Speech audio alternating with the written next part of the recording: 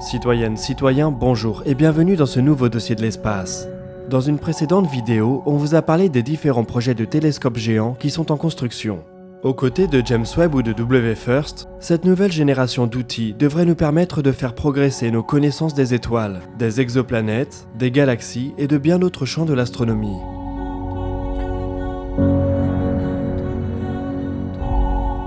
Mais il n'y a pas que les télescopes à miroir qui sont pris de gigantisme. Dans le domaine radio, on utilise de très grandes surfaces collectrices depuis déjà bien longtemps. Le radiotélescope d'Arecibo, installé à Puerto Rico depuis les années 60, se distingue ainsi par son antenne principale de 305 mètres de diamètre. Il n'est cependant pas le plus grand outil de radioastronomie du monde.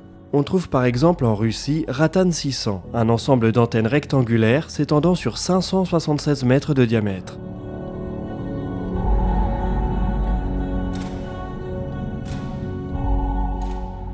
Depuis le mois de juillet 2016, un nouvel outil est venu compléter cette collection de radiotélescopes géants. FAST est une installation chinoise perdue dans les montagnes de la province de Guizhou. Il dispose d'une antenne principale unique, mais cette dernière est complètement démesurée. Avec ses 500 mètres de diamètre, c'est une véritable vallée. On pourrait y faire tenir 30 terrains de football. Cela représente une surface collectrice près de 2 fois supérieure à celle d'Arecibo. Au cours des 3 dernières années, FAST a connu une période de test et de montée en puissance intense. Il doit passer à la fin du mois de septembre une dernière évaluation avant d'être déclaré pleinement opérationnel. Nous allons donc en profiter pour nous pencher sur cet outil hors du commun et les possibilités de découverte qu'il promet.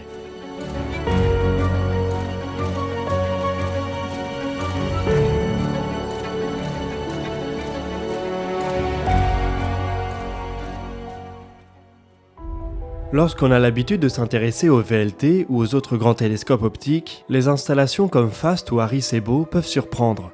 Elles sont immenses, immobiles, à l'air libre et souvent sales. Comment se fait-il qu'on passe des années à polir et à protéger les miroirs des premiers, alors qu'on laisse allègrement les surfaces collectrices des seconds accumuler rouille et fientes d'oiseaux? La réponse tient dans la partie du spectre électromagnétique que ces outils étudient. Les ondes radio présentent une bien plus grande longueur d'onde que les ondes du domaine visible ou infrarouge. Elles sont donc plus tolérantes avec les petites imperfections, mais nécessitent en contrepartie de plus grandes surfaces collectrices pour atteindre un pouvoir de résolution donné.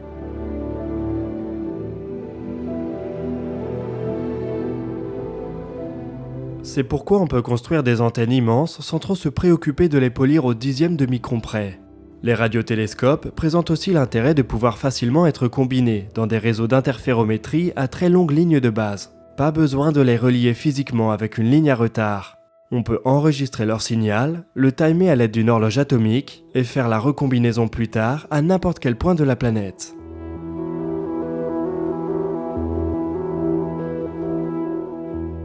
C'est justement dans le cadre d'un réseau d'interférométrie que l'idée de FAST est apparue au milieu des années 90. L'Union internationale des radiosciences cherchait alors à définir les grands outils qui supporteraient la radioastronomie du XXIe siècle. Il faut tout de même attendre 2006 pour que le projet soit validé et 2011 pour que sa construction commence. Malgré l'immensité de la structure, ce n'est pas sa construction qui a coûté le plus cher. Pour créer un silence magnétique, Pékin a dû évacuer tous les villages alentours dans un rayon de 5 km. Ce qui a coûté au pays la bagatelle de 240 millions de dollars, là où la construction en elle-même n'a nécessité que 180 millions.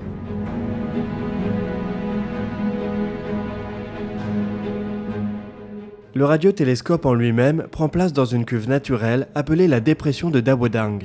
Sa forme naturelle est très proche du design final de l'antenne, ce qui permet de lui fournir un support en limitant le bétonnage. La région est montagneuse et donc peu habitée. C'est à la fois une bonne et une mauvaise chose.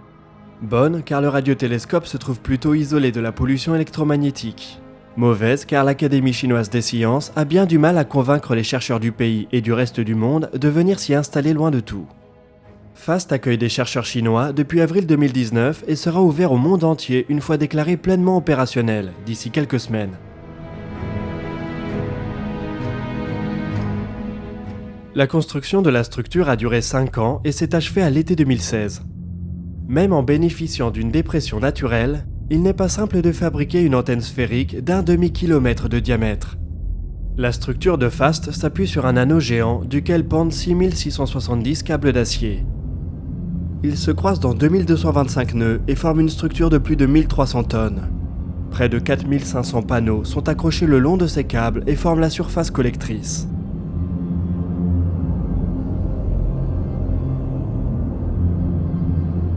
Cette surface renvoie et concentre les ondes électromagnétiques vers une cabine suspendue elle aussi par des câbles au-dessus de la parabole. On y trouve les 9 antennes qui permettent de couvrir une large gamme de fréquences, de 70 MHz à 3 GHz. Bien que l'antenne de FAST fasse 500 mètres de diamètre, elle n'est jamais utilisée dans son ensemble pour collecter un signal. C'est en fait une surface de 300 mètres de diamètre qui va concentrer les ondes radio vers les antennes réceptrices.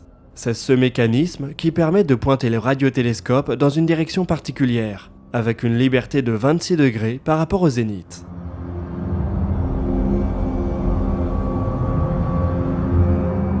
Cette astuce résout le problème de pointage, mais apporte aussi son lot de défis. La forme générale de l'antenne est sphérique, alors qu'il faut qu'elle soit parabolique pour fonctionner au mieux dans les observations astronomiques. Le réseau de nœuds et de câbles est donc pensé pour déformer localement la surface collectrice, afin que les 300 mètres servant aux observations à un instant T adoptent une forme parabolique. Pour y parvenir, plus de 2000 actionneurs sont situés sous chaque nœud du réseau de câbles. Ils peuvent déformer l'antenne en temps réel pour suivre la course d'un objet dans le ciel.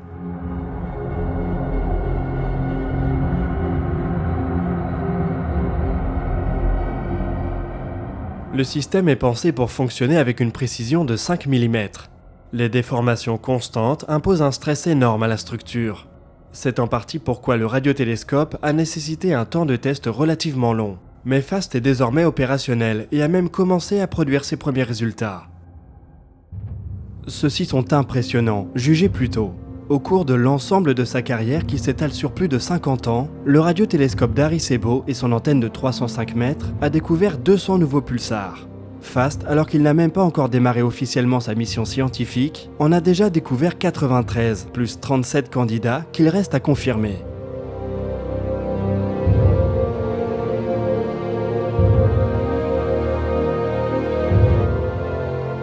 Le radiotélescope chinois pourrait aussi faire la lumière sur un des mystères de l'astronomie moderne, les FRB. Ces sursauts radio extrêmement brefs ont été découverts en 2007 et leur origine est toujours inconnue. Ils sont parfois ponctuels et parfois répétés. FRB 121-102 est justement une des seules sources de sursauts radio répétés connues. Les astronomes de FAST ont donc tout naturellement pointé leur gigantesque antenne dans cette direction à la fin du mois dernier.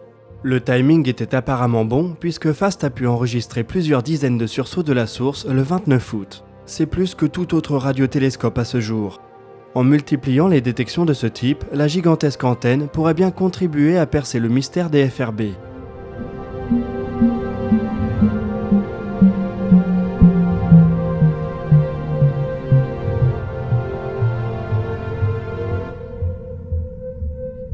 La moitié du temps d'observation du radiotélescope sera dédiée à 2 grandes études de l'ensemble du ciel observable, ce qui devrait nécessiter pas moins de 5 ans.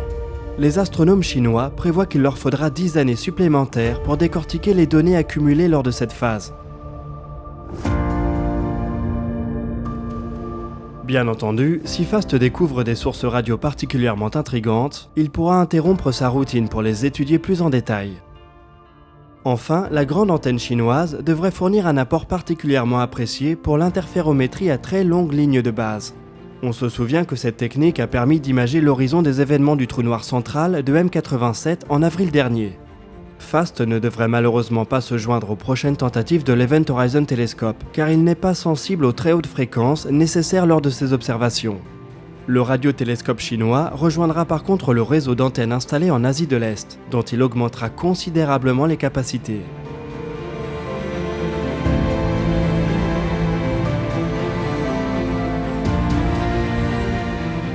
L'observatoire d'Arecibo a été un haut lieu de la recherche de signaux issus d'une civilisation extraterrestre, une discipline dénommée SETI. Il a même servi à envoyer un message de l'humanité vers les étoiles comme une bouteille à la mer.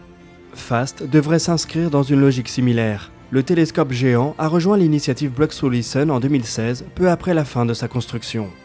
Il va coordonner ses observations avec certains autres grands observatoires, pour peut-être avoir un jour la chance de découvrir le signal qui changerait tout.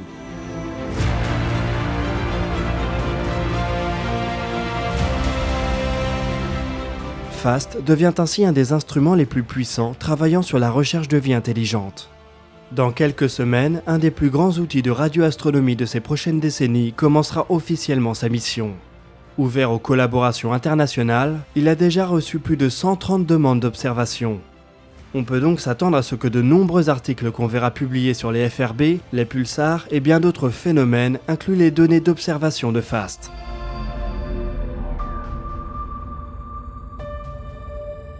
Tout comme Arecibo avant lui, l'antenne de la taille d'une petite ville est par ailleurs en train de devenir une véritable attraction touristique en Chine. S'il vous prenait l'envie d'aller le voir de près, pensez à embarquer un appareil photo. Pour conserver le silence magnétique qui lui permet de fonctionner, les autorités vous feront en effet déposer votre téléphone dans un village à 5 km du mastodonte. Vous voilà prévenu.